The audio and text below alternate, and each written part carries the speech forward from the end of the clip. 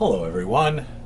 Today I am going to attempt to tackle a video on a anchor chain rode to anchor line triple braid splice, specifically for a windlass.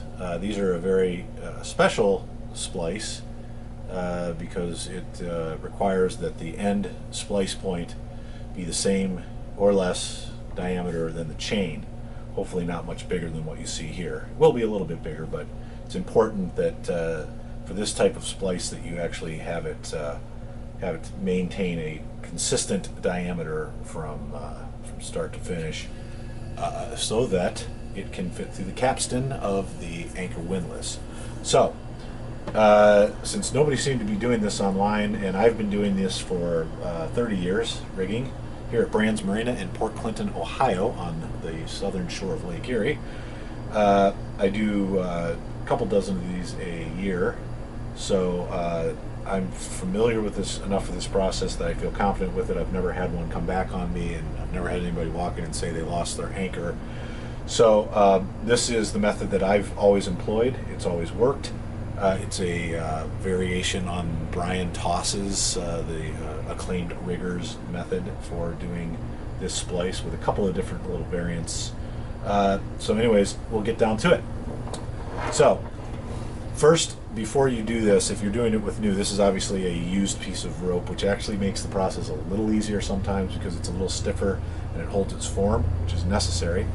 But you want to make sure that you check the specs on your windlass to make sure that you are using the proper chain diameter and rope diameter for your windlass. It's usually very specific. It's usually within a 30 seconds of an inch variance, but you need to make sure that you check that prior to doing this splice, because and then also I just need to give you a disclaimer that I do these a lot.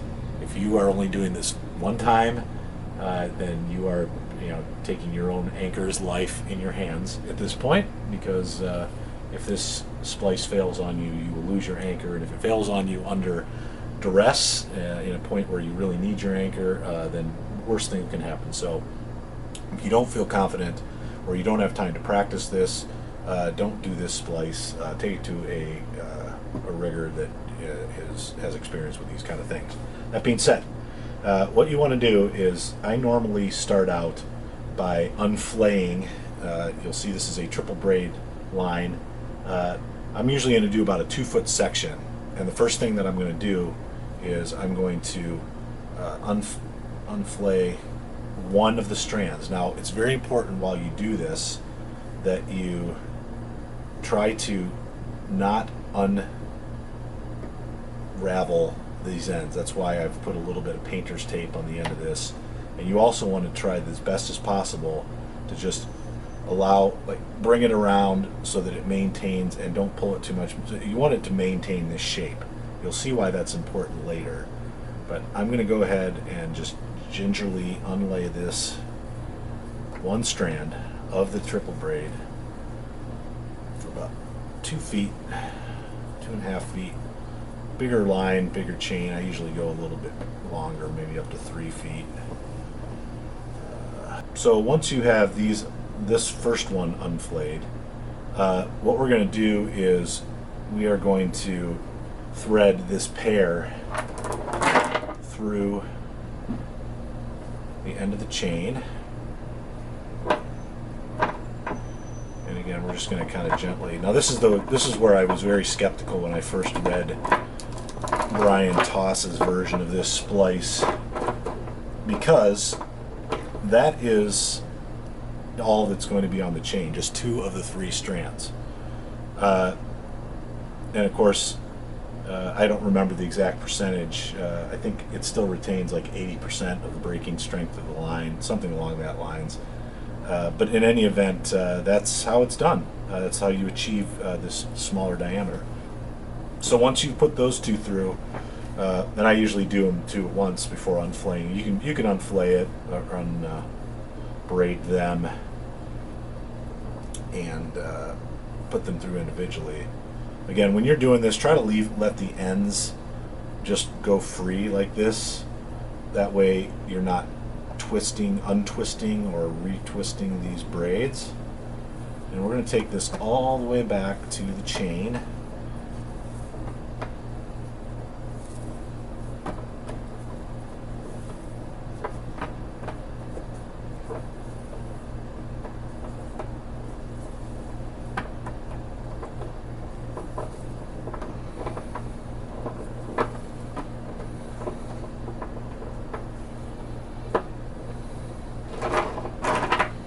All right. Once you've done that, you have your chain. You have your 3 lines, 2 in, 1 out. And what I'm going to do is just temporarily put another piece of painter's tape right below there on the double strands, just to keep them from unraveling anymore. And then we're going to go back another 2 feet. Again, if you're using a larger line, you can go another 3 feet. I think normally, and again, unlay these. I think I said unflay earlier. I don't think flaying is a good word. Makes me think of Game of Thrones. I'm going to go ahead and unlay. Same deal. Now this you don't have to be as gentle with because it's not going to be laid in like the other one is. So again, you don't have to be, and this is again where we're using used rope. See that kinky nature in there? It's maintaining the shape of the individual strand. New line is pretty soft, and a lot of times it'll start unraveling on you pretty quickly. All right, so there's approximately 2 feet, and we're going to temporarily, again, these are just in place to keep the line from unraveling while you're working other parts. Okay, so here is where the important skill comes in. All right, back at this line, we are going to choose one of the 2 strands, doesn't matter which, and we are going to attempt to lay that in. And what I'm going to do, I'm going to take my temporary tape out here so we don't end up having to dig it out later. Keep a clean work zone here. All right. So I'm going to grab one of these, and you want to twist it so that it's tightening back up. And you'll see if you look very closely that the strands of this, when you twist it correctly, you'll see that they run parallel to the standing length of line. Okay, the individual strands. I don't know if you can see that, but the strands that make up this braid, as you twist it, you'll feel it tightening. If they go non-parallel, if they go one side or the other, it's too much. This is a very important part of this braid, is that I'm going to keep a little bit of that twisting pressure, like I'm tightening up, and I'm going to continue to lay it into the groove that was created when this was unlaid. So I'm going to continue to, and you want to make sure it's not too tight, it's not too loose. Feel the other braids that were there. Make sure you're not making it too tight or too loose, because the whole goal here is to lay that extra strand in so that it's imperceptible as to which is the one you laid it in and which is the existing line. So, and it's very important that you try to match the tension of these 2 strands. And every now and then just stop and give it a little roll. Should look pretty good. And we're going to take this all the way down, right about like that. Painter's tape, hold it in place.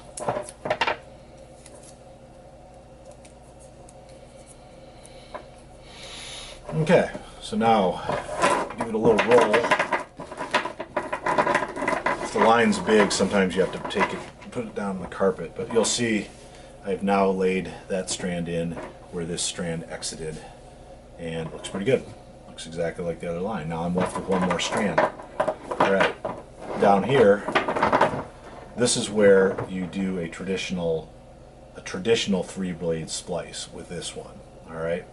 So again, you're going to increase the original rope diameter a little bit, but it will not get larger than the thickness of the chain right here. So I'm going to go get my fid, which I forgot. This is actually, speaking of Brian Toss, this is one of his rigging fids. It's a hollow core pushing fid that you use for doing, it really makes this process a lot easier. You don't have to use it. You can use a regular fid. You can even use a pair of scissors. But if time is of the essence, these are great. All right, so as I was saying, this last strand that's going through the chain now needs to go back and be spliced through as if you were just doing a single strand triple braid splice. Now, I'm assuming that if you're watching this, that you are somewhat familiar with doing some splicing work, because this is obviously a very advanced splice. So what we want to do is we want to again make sure that the tension on these two strands going through the chain are as equal as possible. All right, so triple braids are pretty easy because it's basically an under and over type situation. So I'm going to find the first strand that I want to go under. This is where this fit is brilliant. I'll trim this off a little bit just to make it a little easier.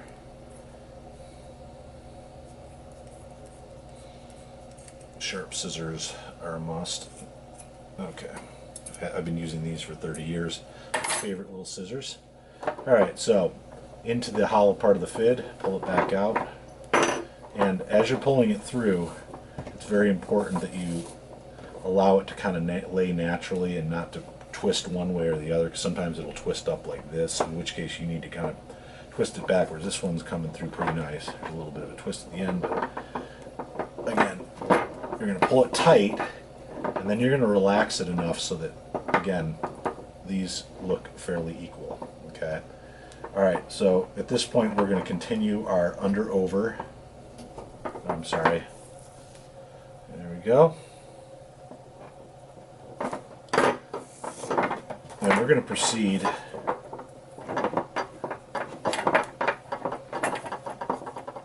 now. You can see this one going back. This is what it's going to look like. This final splice is going to have a little bit of a kind of a chain-like appearance to it, which is great because the windlass is going to love that. Where it exits, the next strand is this one. You always the difficulty in this is always figuring out, okay, which is the next one that I go over and under. So this is coming out here, and you can see where it's crossing perpendicular to this next one. So that's my over, and then the next strand next to it is going to be my under. So I'm going to go ahead and again untwist it, like go counter to its normal twist to open it up enough to get the fid or any other type of device under it. Fit in. Pull it tight. Pull it tight, but not too tight. I'm pulling it tight, then I'm pulling it back, giving it a little twist, flip it over. Every time you do that, you have to do a little bit of that flip. It's hard for me to explain some of these moves that I do just instinctively now, but I'm going to try my best to do so. So again, it came out here. I'm going to go over the next strand and under the next strand. Okay, see how this is wanting to twist? Okay, I usually pull it out with one hand to allow those twists to get through there. And see, it's got a little bit of a knot on there, or not a knot, but it's a little bit of a twist. So I'm just going to, as I pull it through to tighten it, now it's laying flat in there. And I'm going to go ahead and I pulled it tight, and now I'm going to let it relax a little bit. Okay, you can start to see that form starting to form. It's not as clean as you normally see with a regular triple blade or triple braid, but you'll notice that it has a pattern forming to it. And if you don't see a pattern, then you either missed a strand somewhere. It's always going to look a little bit weird coming right off the chain, but you'll see this pattern that starts to develop. And also just feel the rope, listen to it. You know, sometimes it feels like it's twisting too hard one way. Let it go, let it twist and take it whichever way it needs to go. So it's coming out between these two strands, which means the one that's right after it, it's going over that, and it's going over that and under that. So again, we're going to take our fid, loosen it a little bit, get that fid in, get the braid in. And you'll see I actually just instinctively put my hands around that. It's hard to kind of show that from that angle, but I'm just kind of shepherding that piece in. Pull it tight. And twist it so it lays kind of flat. Alright, now I can feel just the way the rope is turning that I need to turn it this way. Just to keep, otherwise over time you'll just start twisting against yourself and you'll be fighting it. Part of it is, oh, I almost did that wrong.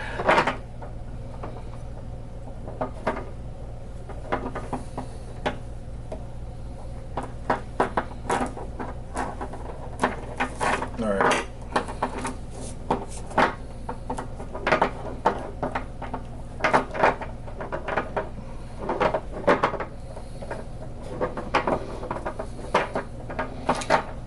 As you're working this, you'll see that that original shape that I told you was important to maintain, you're going to start losing that. That's okay with this, because actually the splice works a lot better when you allow that. You know, just keep an eye on your strands, make sure you don't have any loose ones. You're also going to kind of keep working that. Now, right now you'll see that here's the distance between where I'm at now and where that last tail ended, about 2 feet. I'm going to take it all the way down to about a foot. Okay, so I'm going to keep going and I'll resume this video when I get to that point. So here we go. I have now brought this single line all the way down to about the midway point between where I ended that laid in fiber and from the end of the chain. And you'll see I rolled it a little bit, but I haven't really done the final roll. But you'll see that aside from little like flicks of little strands popping out here and there, which are just, you know, this old rope, you will see that it's got a very consistent pattern to it, very consistent diameter, definitely windlass capstan or gypsy friendly. So, all right, so the next step is we are going to reduce the diameter of this line by half, as much as close to half as we can. So how we do that is we are going to, depending on who made the line, we got 1, 2, 3, 4, 5, 6. Okay, sometimes it's uneven. In this case we have an even amount. We have 6 strands for this one braid. We're going to cut it.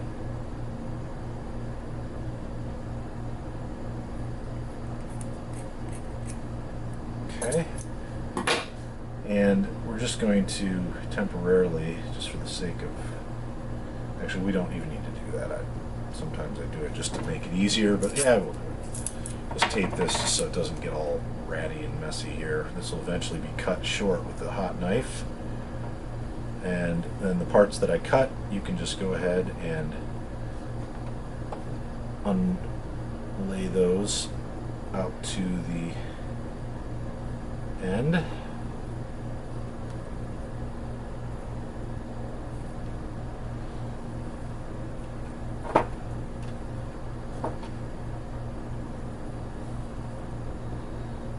And make sure you're cutting the right side. This is the side that I just cut. I'm just going to cut it to get it out of my way.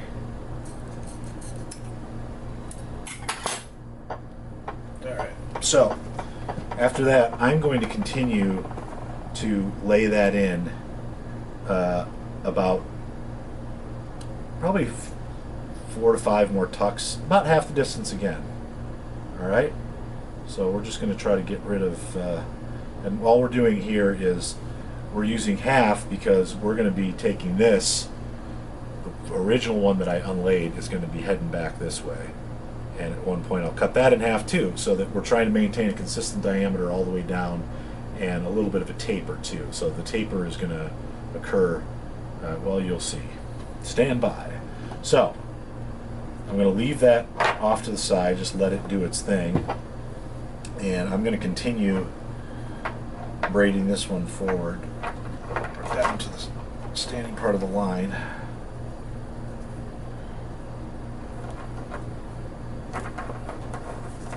Now, the one thing you have to realize when we're done with this, it's going to have strands sticking out. That's like a regular splice does. There's usually some little nubbins. We'll cut this short, but it's not going to be 100% clean looking. But the nice thing about it is that these will naturally kind of, after they've been used a couple times, gotten wet and dried in the sun and everything, you'll see a lot of those little things kind of suck into the line and kind of find their own little lay. This is the same kind of deal. Just let it, same way I dealt with the other one.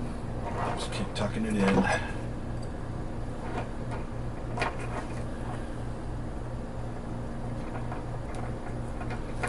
Try not to get too distracted by the tracer here. That's all going to get cut off eventually.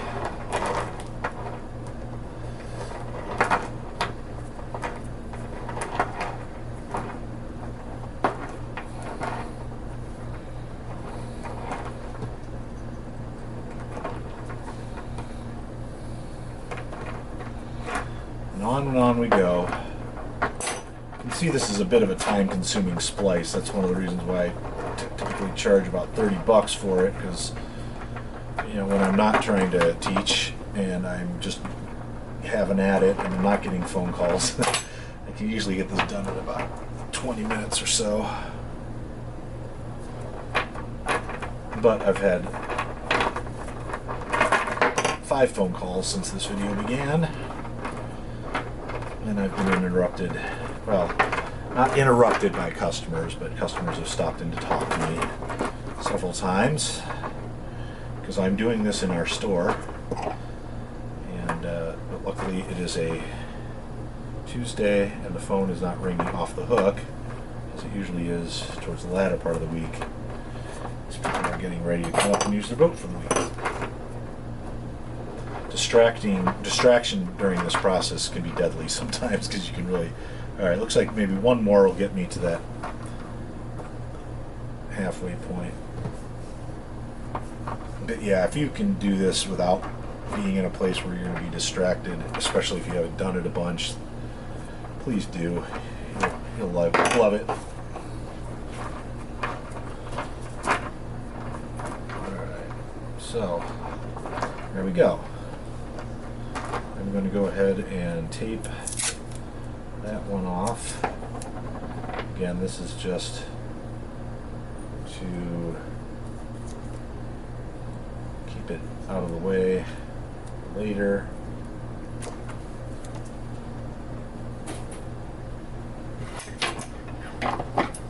And trim it off so that I'm not fighting it. Alright. Okay, you'll see that we have begun tapering a little bit. This diameter here is a little bit narrower than the rest. Okay, and then what we're going to do, alright, how we come to the final phase of this splice, okay, and this is where it's kind of important to to get this right. So this part that I had unsplayed before, I'm going to kind of work it right back up, laying it back into its own groove originally. Now I kept these farther apart to demonstrate. Normally I'll have these two lines where they come out here and here closer together. In this instance I kept them far apart just for demonstration purposes, but I'm going to go ahead and work that one up an inch or so, and then work this one down. Now, because they're in the same groove, they're going to meet up with one another.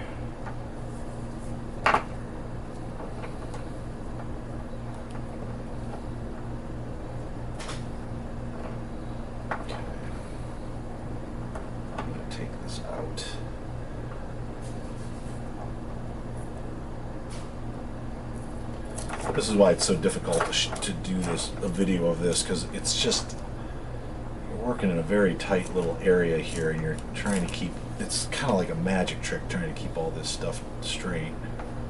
It's hard enough when it's live and in person, but in this instance, it's just a lot to keep track of. Okay, so I've brought them back in to where they're really close to one another for the purpose of this video, and usually I do this anyways. I'm going to go ahead and tape off this long one.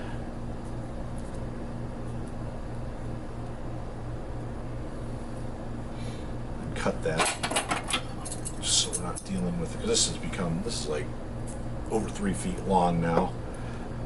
Get rid of that excess tail. Again, if you're looking for exact, precise measurements, I don't really do that anymore. Okay, so what I've done here is I've laid this one back into the groove, and I've laid this one back into the groove, and now they've come to a point where they're meeting together over a single strand right here. Okay, and what I'm going to do is, and this is where it's kind of important. Now, it's a good idea if you want to just be extra sure that you don't unravel this whole thing in a big mess. You can just temporarily tape there. It can just be roughshod. And there, just leave a little bit of opening between the two. All right, and then I'm going to reduce the diameter of both of these by half. And again, you can make it a little bit longer for now, because you're going to cut them and shorten them off. So this is the one coming back up towards the splice point between the chain and the line. I'm going to go ahead and get rid of that excess.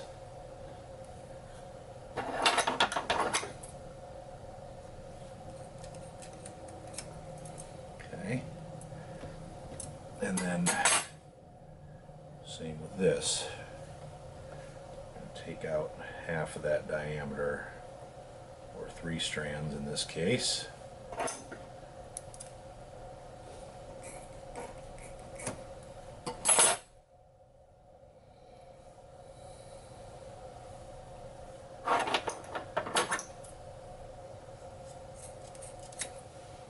Okay, now I've got these two lines together. I've got the parts, the little tails, nubbins that I've trimmed off. Now I'm going to do an overhand knot, okay? Just like the start of just tying your shoe, okay? And this I want to get really tight if possible. And it doesn't really matter where these little parts you trimmed come out, as long as they are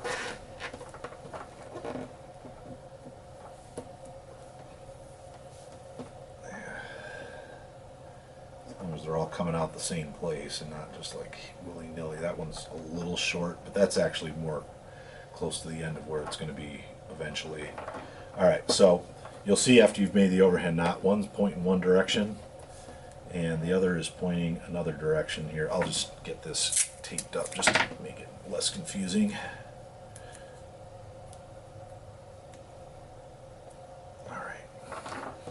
Overhand knot, don't make it too tight. You'll see if you do it too tight that the line starts to bend in on itself. You want to tighten that and then just pull it out so that it's got enough relaxation to it. Okay, you'll see one's pointing up the line and one's pointing down the line. And I'm going to go ahead and untape the one going down the line, and you'll see where I just made the knot. I'm going to go over that knot. I'm going to go underneath the next strand. And I know this is probably super confusing sometimes to watch. It's, like I said, it's hard enough when I do classes here at the marina and try to demonstrate this for people in real person, let alone trying to capture it on camera. But I'm going to go ahead and continue with this reduced diameter strand. I'm going to, and this I usually, I take this all the way out as far as I physically can. Again, this is going to provide a bit of a taper to the line, which is just going to make its transition into the winch under use a lot smoother anyways, just by reducing it. So it has a little taper it can work its way up into. Hopefully everybody can see what I'm doing well enough. At some point it'll just get so short that it's just not really manageable anymore, but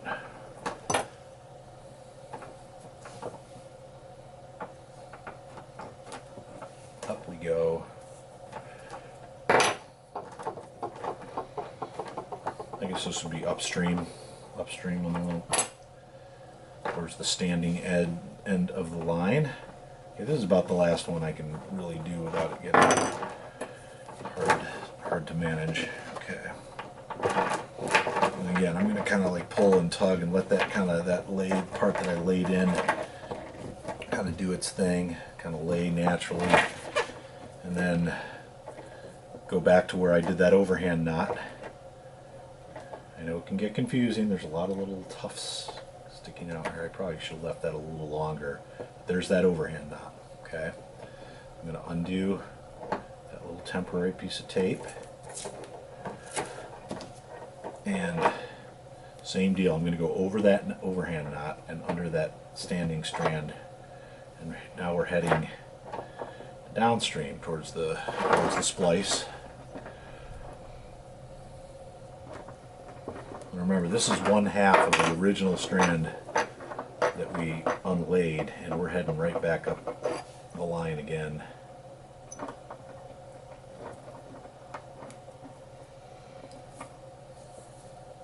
If you've done triple blade splices, this will be a lot easier to manage, because this can be a little confusing sometimes for a newbie.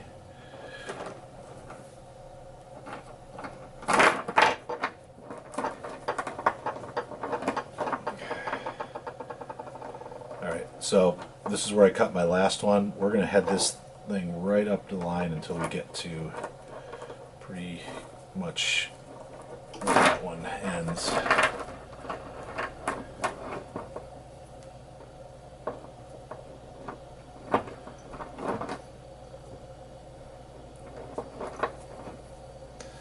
Over, under, over, under.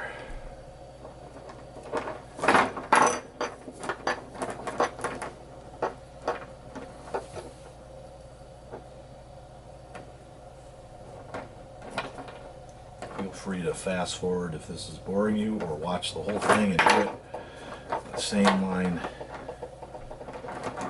This is a 1/2 inch anchor line.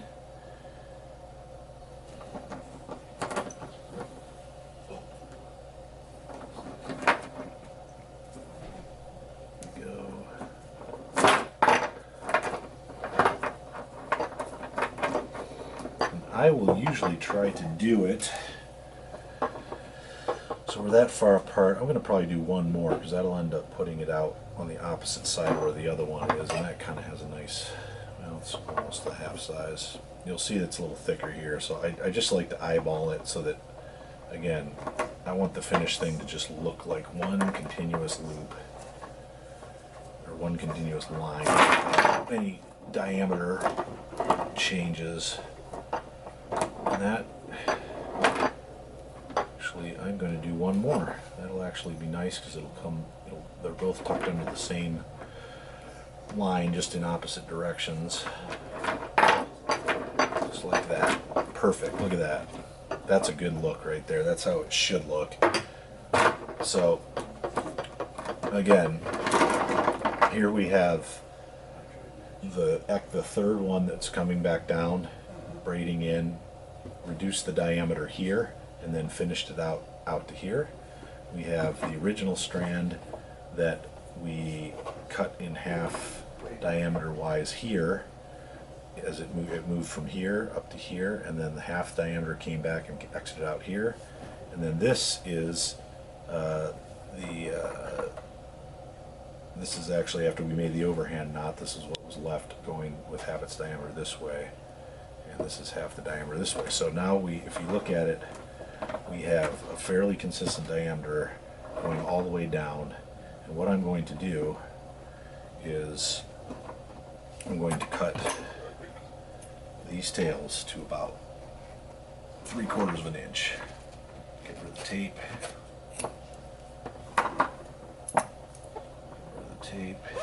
I'll either use a hot knife on this or just cut them. If I'm cutting them, I'll leave them just a little bit longer.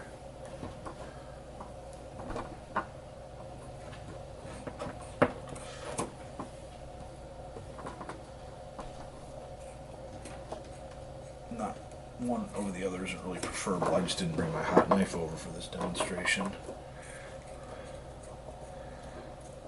Alright. There we go. All these little tufts. Tuft, tuft, tuft, tuft.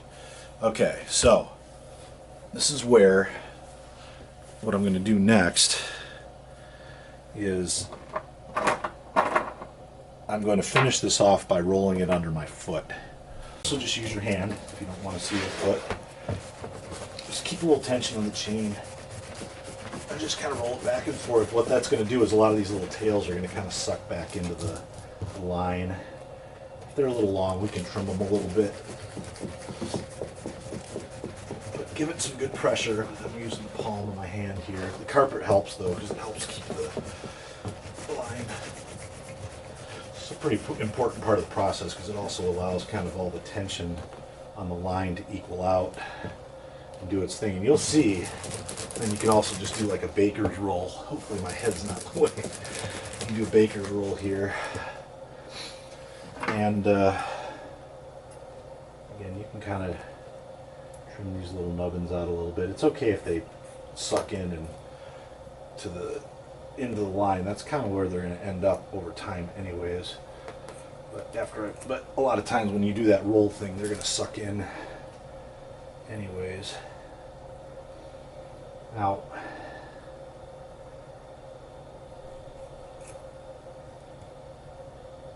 this is just more of like a haircut cleanup kind of thing, but it's okay for there to be these tufts on there.